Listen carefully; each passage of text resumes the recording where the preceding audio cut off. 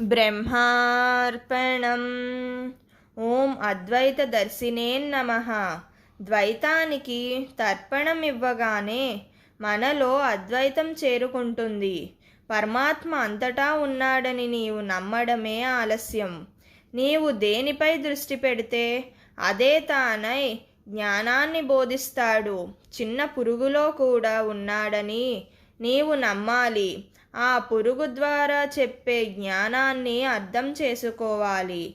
దైవాన్ని కొండపైన ఆలయాల్లో మాత్రమే చూసే మనకి అంతటా ఉన్నాడంటే నమ్మలేం. మాయ నమ్మనివ్వదు. నీ నిస్వార్థ భక్తే మాయని దాటించాలి.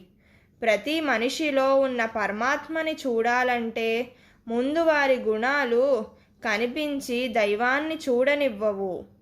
పక్క ఇంట్లో ఉన్న కుక్కని చూస్తే మన ఇంట్లో ఉన్న కుక్క ఊరుకోదు, మొరుగుతుంది. కానీ ఇంటి యజమానులు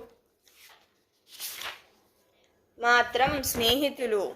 ఈ గుణాలు కూడా అంతే. కానీ ఇంటి యజమానుల్లో ఆత్మ మాత్రం ఒక్కటే. ఇద్దరిలోని పరమాత్మ కలిసి మనని నడిపిస్తుంటారు. అందువల్ల అద్వైతం అనేది మోక్షానికి మెట్టు.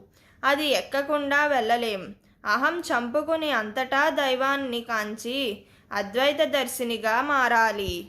బ్రహ్మార్పణం.